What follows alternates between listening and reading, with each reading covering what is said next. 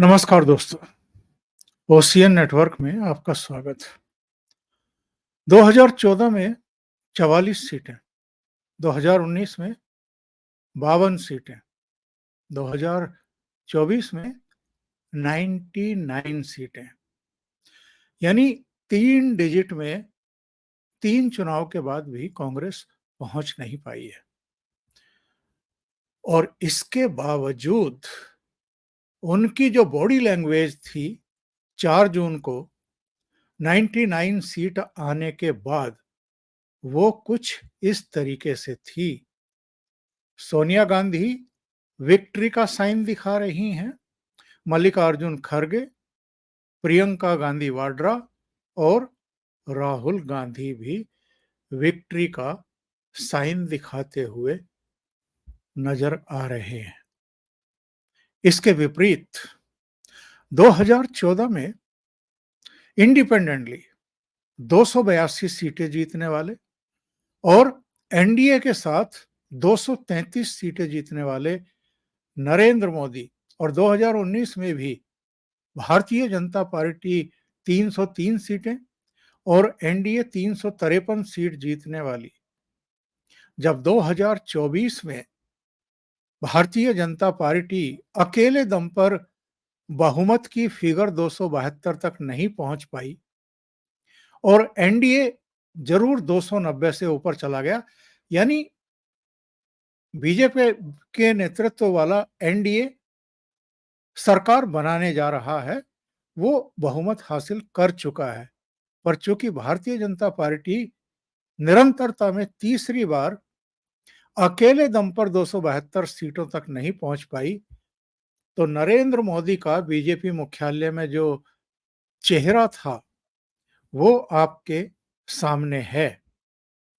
एक है 99 सीटें जीतने वाली और तीसरी बार डिफीट पाने वाली कांग्रेस पार्टी, जिसके नेता बेहद प्रफुल्लित मुद्रा में हैं और विक्ट्री साइन दिखा रहे हैं केवल 99 सीट हासिल करने के बाद।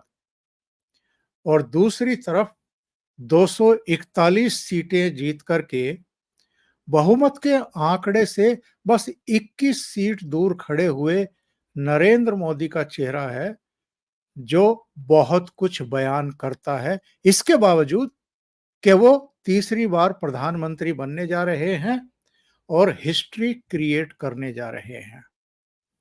बहुत सारे ट्वीट आए हैं, बहुत सारे मैसेजेस आए हैं, जिनमें एक ये भी था जिसमें लिखा है कि 1962 के बाद पहली बार कोई सरकार अपने 2 कार्यकाल पूरे करने के बाद तीसरी बार सत्ता में वापस आई है।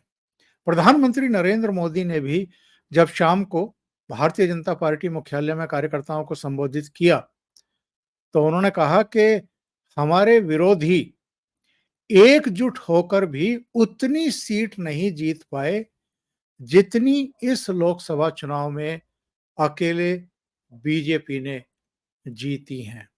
और ये वो एक ग्राफिक है। इसमें ये लिखा हुआ है ऊपर कि 2024 इलेक्शंस इन वन पिक्चर। ऊपर भारतीय जनता पार्टी की फिगर है जो उसने 2024 के इन लोकसभा चुनाव में जीती है, 241, और नीचे ये इंडी अलायंस के जितने घटक दल हैं इनके चुनाव चिन्ह हैं और नीचे एक फिगर दी हुई है 232।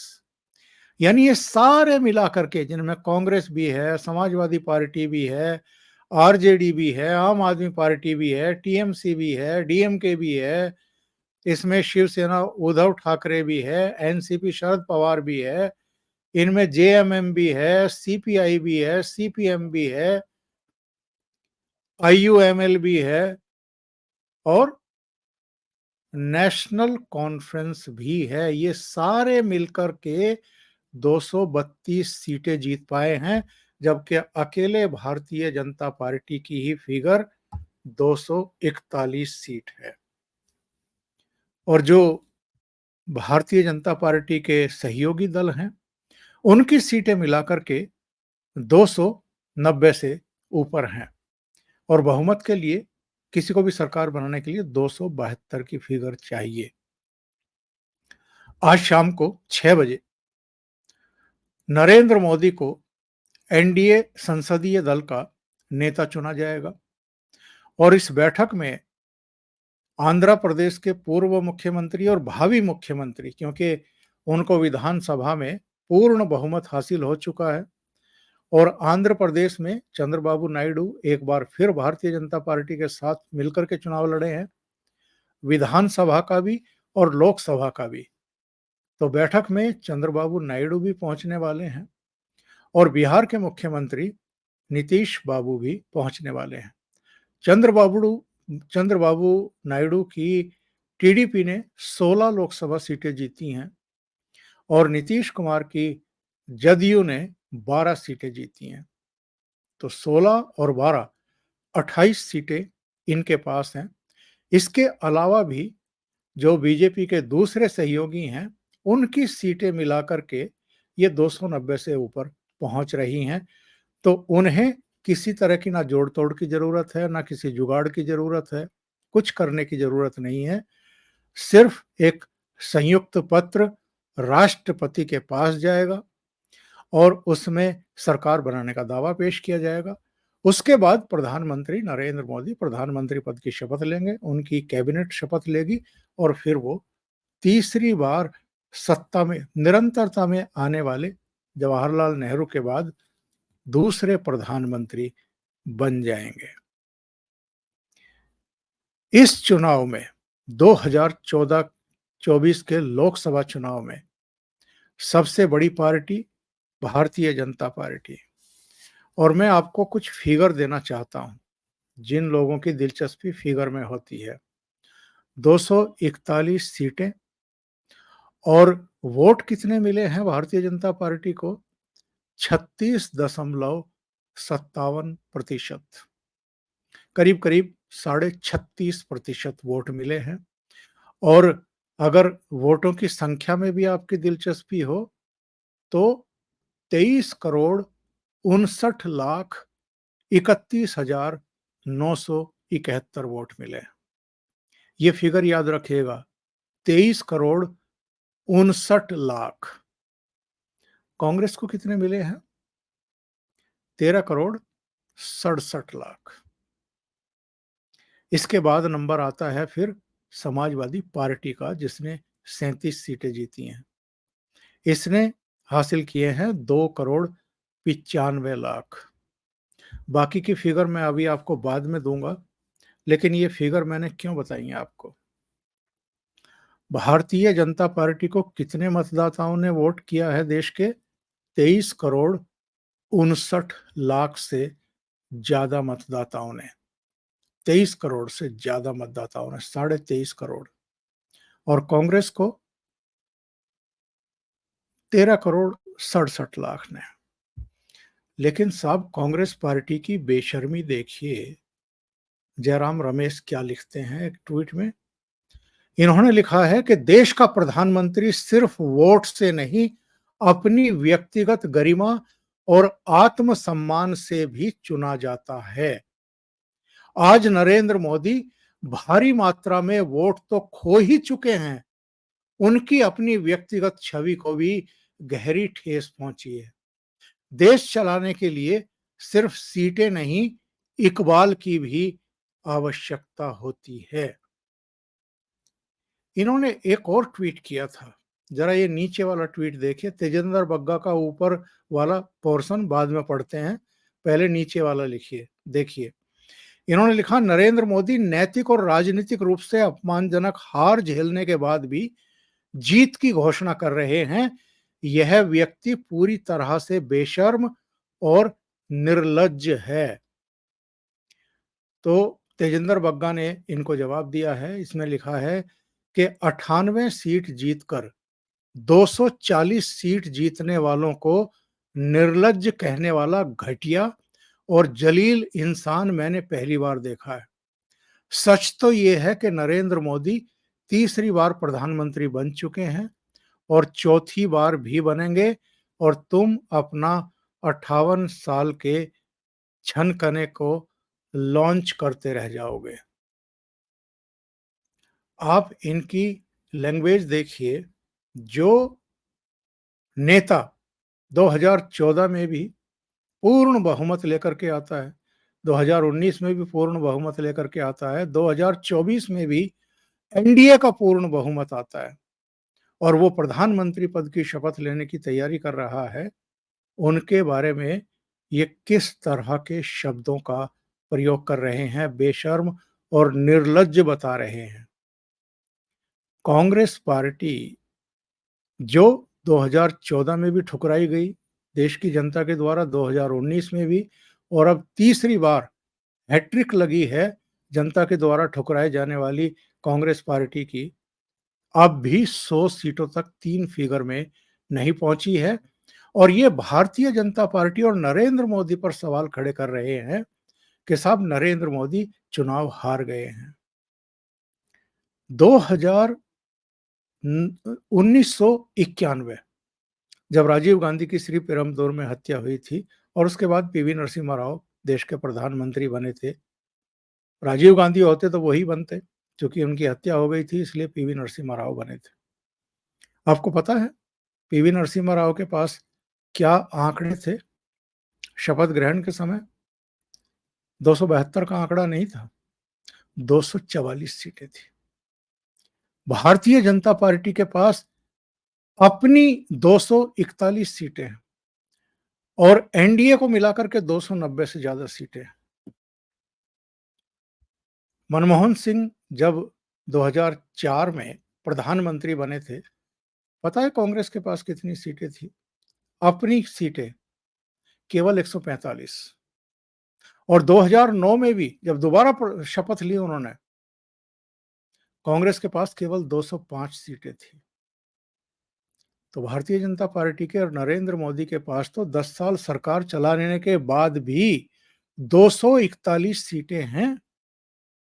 और वोट ऑफ परसेंटेज देखिए आप क्या है। भारतीय जनता पार्टी को 36.5% वोट मिले हैं अभी भी, और कांग्रेस को कितने मिले हैं? 21% वोट मिले हैं। कहां 36.5% और कहां 21%, यानी 15% वोटों का अंतर है कांग्रेस और भारतीय जनता पार्टी के बीच में। और ये ऐसी लैंग्वेज का प्रयोग करते हैं। मतगणना से एक दिन पहले कांग्रेस पार्टी ने किस तरह का माहौल बनाया था और जिस तरीके से इन्होंने अपने वर्कर्स को, अपने नेताओं को जिला कार्यालयों में, प्रदेश कार्यालयों में पहुंचने के लिए आदेश जारी किए थे, उससे ऐसा लग रहा था कि अगर 2014 और 2019 जैसे ही नतीजे इनके आ गए तो पता नहीं ये क्या करवा देंगे और किस तरह की हिंसा और रक्तपात करवा देंगे। तो ये तो इनका हाल है। और केवल 98-99 सीटों पे आप इस तरह की मुद्रा बना करके कि जैसे आपने जीत हासिल कर ली हो और सरकार बना ली हो, और आप विजयी मुद्रा दिखा रहे हैं। इसके बावजूद कि इनके अधीर रंजन चौधरी हारे हैं, जो लोकसभा में नेता प्रतिपक्ष की भूमिका में थे। दिग्विजय सिंह, मध्य प्रदेश के पूर्व मुख्यमंत्री, वो अपना चुनाव हारे हैं। नकुल नाथ छिंदवाड़ा से, कमलनाथ के बेटे, चुनाव हार गए। राज बब्बर गुड़गांव से चुनाव हार गए। राव दान सिंह भिवानी से चुनाव हार गए। वैभव गहलोत राजस्थान में, अशोक गहलोत के बेटे, चुनाव हार गए। कांतिलाल भूरिया हार गए, सीपी जोशी हार गए। भूपेश बघेल जो छत्तीसगढ़ के पूर्व मुख्यमंत्री हैं, वो अपना चुनाव हार गए। आनंद शर्मा जो पूर्व केंद्रीय मंत्री हैं, वो चुनाव हार गए। वीरभद्र सिंह के बेटे विक्रम आदित्य सिंह कंगना रनौत के सामने चुनाव हार गए। इसके बाद भी ये विक्ट्री साइन शो कर रहे हैं। और इससे भी ज्यादा आश्चर्यजनक बात सुनिए, इंडी अलायंस के घटक दलों की ये भी आज शाम को बैठक करने जा रहे हैं। और बैठक क्यों बुलाई है? बैठक इसलिए बुलाई है कि सब इंडी अलायंस के सब घटक दलों की मिलाकर के सीट 232 हैं। यानी जो आपका एक आंकड़ा है बहुमत के लिए, उसमें आप समझिए कि कितनी सीटों की कमी है। 272 चाहिए, 232 आपके पास है। तो कितनी सीटें चाहिए, कहां से आएंगी? तो क्या कह रहे हैं ये कह कह रहे हैं कि जो लाइक माइंडेड पार्टियां, जो मोदी जी की तानाशाही को खत्म करना चाहते हैं, जो देश में लोकतंत्र को बचाना चाहते हैं, उन सबको हम आमंत्रित करेंगे और सरकार बनाएंगे। उद्धव ठाकरे का मैं बयान पढ़ करके हंस भी रहा था और मुझे तरस भी आ रहा था, गुस्सा भी आ रहा था। उन्होंने मुंबई में एक प्रेस कॉन्फ्रेंस की, बगल में संजय राउत बैठे हुए हैं, कह रहे हैं कि इस देश से तानाशाही खत्म करनी है, संविधान को बचाना है। कल यानी आज हम लोग प्रधानमंत्री उम्मीदवार को तय करेंगे और जो भी भारतीय जनता पार्टी से परेशान हैं, सारे देशभक्त हमारे साथ आएंगे। और चंद्रबाबू नायडू को भी भारतीय जनता पार्टी ने बहुत परेशान किया है।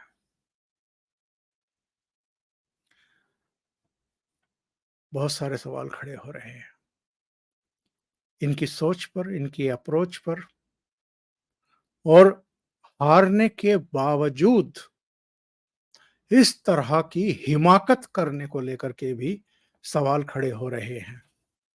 और सवाल तो जरूर पूछे जाएंगे इन लोगों से। चंद्रबाबू नायडू, नीतीश बाबू, ये सब शाम को पहुंच रहे हैं। 6 बजे मीटिंग प्रस्तावित है एनडीए की। इसमें नरेंद्र मोदी को फिर से नेता चुना जाएगा एनडीए का। इसके बाद जो सरकार बनाने का दावा है, पेश करने का जो एक औपचारिकता है, वो पूरी की जाएगी। मैं आपको कुछ और जानकारियां देता चलूं आगे बढ़ने से पहले। इन चुनाव के साथ साथ, लोकसभा चुनाव के साथ साथ, कई राज्यों के विधानसभा चुनाव भी हुए हैं। 4 राज्यों के विधानसभा चुनाव हुए और इन 4 में से अरुणाचल प्रदेश में भारतीय जनता पार्टी जीती है। उड़ीसा में उसकी सरकार बनने जा रही है, वहां बीजू जनता दल सत्ता से बाहर हो गई और भारतीय जनता पार्टी को पूर्ण बहुमत मिल गया है। आंध्र प्रदेश में चूंकि वो टीडीपी के साथ मिलकर के चुनाव लड़ी है, इसलिए वहां भी उसको 8 सीटें मिली है और वो चंद्रबाबू नायडू के नेतृत्व में बनने वाली सरकार में शामिल भी होने वाली है। एनडीए को, Bharatiya Janata party lead NDA को 290 प्लस सीटें मिली हैं। दिल्ली की साथ मध्य प्रदेश की सभी 29 सीटें, उत्तराखंड की सभी 5, हिमाचल की सभी 5, गुजरात की 26 में से 25 सीटें, तेलंगाना में 8, आंध्र प्रदेश में 3, उड़ीसा में 19 सीटें, केरल में भी खाता खुल गया, तिरचूर सीट जो है उसने जीत ली, छत्तीसगढ़ की 11 में से 10 सीटें। ये कामयाबी हासिल की है भारतीय जनता पार्टी ने। झारखंड में भी 8। उसकी घटी कहां है? पश्चिम बंगाल में 6 घट गई, उत्तर प्रदेश में 29 सीटें घट गई, महाराष्ट्र में 14 घट गई, राजस्थान में 11 घट गई, कर्नाटक में 8 घट गई, हरियाणा में 5 घट गई। इसके बावजूद वो सरकार बना रही है। जब उनके पास फिगर है, एनडीए की फिगर है, तो फिर ये इंडी अलायंस के घटक दलों की बैठक क्यों बुलाई गई है? एक प्रेस कॉन्फ्रेंस हुई कांग्रेस ऑफिस में और प्रेस कॉन्फ्रेंस में सोनिया गांधी भी बैठी हुई थी, राहुल गांधी भी बैठे हुए थे, प्रियंका वाड्रा भी और मल्लिकार्जुन खड़गे भी। और मल्लिकार्जुन खड़गे ने नरेंद्र मोदी पर यहां भी हमला किया। चुनाव खत्म हो चुके हैं, राहुल गांधी ने यहां भी अडानी का नाम लेकर के प्रधानमंत्री नरेंद्र मोदी पर अटैक किया। इससे पता चलता है कि नफरत का लेवल किस स्तर का है इनके दिल और दिमाग में प्रधानमंत्री नरेंद्र मोदी को लेकर के। एक सीन में आपको बताता हूं। जब ये रिजल्ट आ रहे थे उस समय भारतीय जनता पार्टी के ऑफिस में जो टीवी की स्क्रीन लगी हुई थी, कार्यकर्ता वहां आते थे, बार-बार टीवी की स्क्रीन देखते थे और चुपचाप वापस चले जाते थे। क्यों देखते थे? ये देख रहे थे कि इंडिपेंडेंटली भारतीय जनता पार्टी को 272 सीटें आ रही हैं या नहीं आ रही हैं। और नहीं आ रही थी तो भी ना तो ईवीएम के सिर पर ठीकरा फोड़ रहे थे वो, ना चुनाव आयोग के खिलाफ गाली-गलौज कर रहे थे, ना विपक्ष पर किसी तरह की तोहमत लगा रहे थे। और ये कितने चुनाव हारने के बाद इन्होंने ईवीएम का चीरहरण किया है। आज तो इन्होंने ईवीएम ईवीएम नहीं चिल्लाया, क्योंकि समाजवादी पार्टी को भी 37 सीटें मिल गई उत्तर प्रदेश में और कांग्रेस भी 52 से बढ़कर के 98-99 पर पहुंच गई। तो अब ईवीएम ठीक है। हिमाचल प्रदेश में इनकी सरकार बन जाए तो ईवीएम ठीक, कर्नाटक में बन जाए तो ईवीएम ठीक, तेलंगाना में बन जाए तो ईवीएम ठीक। भारतीय जनता पार्टी कहीं किसी राज्य में जीत जाए तो ईवीएम में खराबी, ईवीएम से छेड़छाड़। और जिस ईवीएम ने इनको 99 या 98 सीट दी हैं कांग्रेस को और अखिलेश यादव को 37 सीटें दी हैं, ममता बनर्जी को 29 सीटें दी हैं, उसी ईवीएम में खराबी इनको दिखाई देने लगती अगर ये सीटें ना मिलती। तो अब अगर Bharatiya Janata party independently 272 seat ना लेकर के 241 पर खड़ी है तो भी इनको कोई परेशानी नहीं है। लेकिन ये भूल जाते हैं कि सर्वाधिक मत, सर्वाधिक सीटें भारतीय जनता पार्टी के पास हैं और बहुमत के लायक एनडीए के पास सीटें हैं। तो इसके बावजूद जिस तरीके से ये खेल खेल रहे हैं, मीटिंग बुला रहे हैं और प्रधानमंत्री ने सही ही कहा है, इसमें कोई गलत बात उन्होंने नहीं कही है कि हमारे सारे विरोधी भी एकजुट होकर उतनी सीटें नहीं जीत पाए जितनी इस लोकसभा में अकेले भारतीय जनता पार्टी की आई हैं। 241 सीटें भी ये सारे मिलकर के नहीं जीत पाए हैं। इसके बावजूद जयराम रमेश ने जिस भाषा का इस्तेमाल किया है, उससे पता चलता है कि इनका मानसिक लेवल किस कदर हिला हुआ है। चंद्रबाबू नायडू का ट्वीट आ गया शाम को, उनका बयान भी आ गया। प्रधानमंत्री नरेंद्र मोदी ने आंध्र प्रदेश में उनके जीतने पर एक ट्वीट किया था, उनको बधाई दी थी और इसके बाद चंद्रबाबू नायडू का भी उनको जवाब आया और उन्होंने नरेंद्र मोदी को थैंक्स किया और कहा कि एनडीए के नेतृत्व में यहाँ सरकार का गठन होने वाला है। इसके बाद देखिए जरा जयराम रमेश का एक ट्वीट आता है चंद्रबाबू नायडू के थैंक्स बोलने पर। क्या लिखते हैं ये? Will you have the courage to demand special category status of Andhra Pradesh as a non negotiable preconditions for support to the NDA at the centre. यानी आग लगाने की कोशिश के साहब, आप जो है एनडीए को सपोर्ट देने से पहले क्या आंध्र प्रदेश के लिए स्पेशल स्टेटस की मांग करेंगे? कांग्रेस पार्टी का जो कुल मिलाकर के चरित्र है वो वैसे तो आप जानते हैं, लेकिन मैंने फिर से इसको अंडरलाइन करने की कोशिश की है इस प्रोग्राम के माध्यम से। अभी के लिए इतना ही। बहुत बहुत धन्यवाद। अगर आपको ये चैनल और इसके कंटेंट पसंद आ रहे हैं तो लाइक करें, कमेंट करें, वीडियो को शेयर भी करें। अभी तक अगर आपने ये चैनल सब्सक्राइब नहीं किया है तो सब्सक्राइब कर लें और साथ में लगे बेल आइकॉन को दबा दें ताकि आगे आने वाले वीडियो और उनके नोटिफिकेशन आप तक पहुंचते रहें। बहुत बहुत धन्यवाद।